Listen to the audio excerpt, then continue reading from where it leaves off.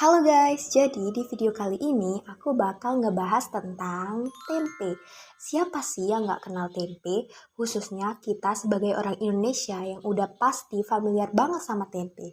Apalagi dari kecil kita udah disuguhi berbagai jenis olahan tempe, kayak tempe goreng, tempe orek, ataupun tempe mendoan. Nah, walaupun udah sering makan tempe, kalian tuh sebenarnya tahu nggak sih proses pembuatan tempe tuh kayak gimana? Apakah cuma ngandelin kedelai doang? Nah, faktanya guys, kalian tahu nggak sih kalau ternyata di balik tempe yang sering banget kita makan itu ada proses fermentasi yang super unik loh. Jadi tempe tuh nggak cuma soal kedelai aja, tapi juga ada peran bakteri yang penting banget di tahap awal pembuatannya. Nah, ada satu penelitian keren yang ngebahas hal ini. Judulnya Identifikasi Bakteri yang Berperan dalam Pengasaman Kedelai dalam Fermentasi Tempe berdasarkan sekuen 16S rDNA. Yuk aku ceritain isinya. Jadi gini guys, tempe itu kan makanan tradisional Indonesia yang terkenal sehat banget.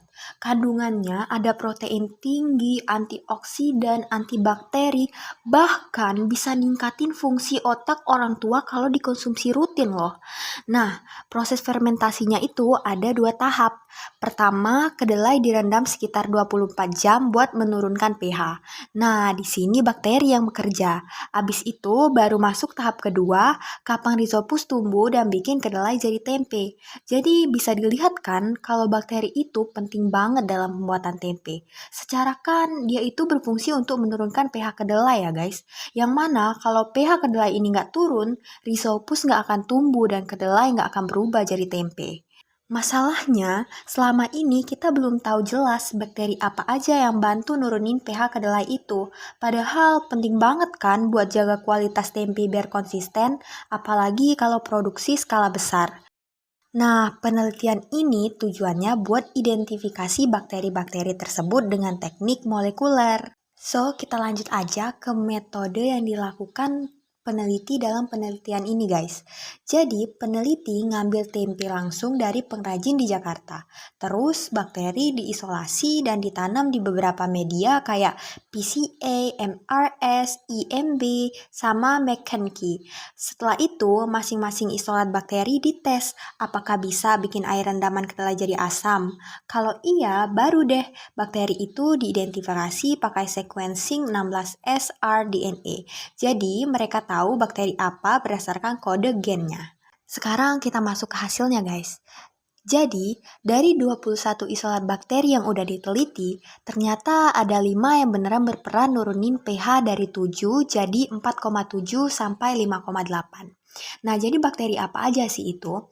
Yang pertama itu bakteri dengan kode gen P211 yaitu Klebsiella pneumoniae yang bisa menurunkan pH sampai 5,2 guys. Terus yang kedua ada bakteri dengan kode gen P3A yaitu Enterobacter ludwigi yang bisa menurunkan pH sampai 5,8.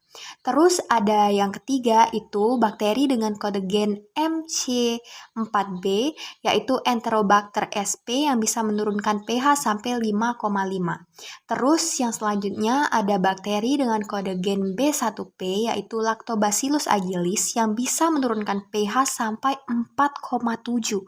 Terus yang terakhir ada bakteri dengan kode gen MAN2B yaitu Panthoea sp yang bisa menurunkan pH dari 7 ke 5,6.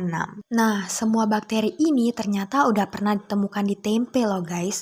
Misalnya Lactobacillus agilis yang dominan banget di tempe dan bisa bikin tempe jadi asam. Terus Klebsiella pneumoniae yang malah bisa bikin vitamin B12 di tempe. Meskipun beda sama strain patogennya yang bahaya ya.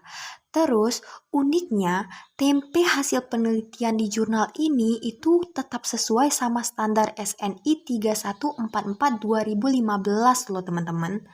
Jadi, tekstur dari tempenya itu tetap padat, warnanya putih merata, dan aromanya tuh khas tempe banget, nggak bau amonia. Jadi artinya apa teman-teman? Artinya bakteri-bakteri ini penting banget buat pembuatan tempe. Kalau produksinya skala besar, bakteri ini bisa dipakai sebagai starter alami buat bikin pengasaman lebih terkontrol. Jadi kualitas tempe bisa lebih konsisten, rasanya tetap enak, dan gizinya tetap terjaga. Tapi peneliti di dalam jurnal ini bilang masih perlu lanjutan buat tahu gimana pengaruh bakteri ini ke cita rasa dan kandungan gizi tempe.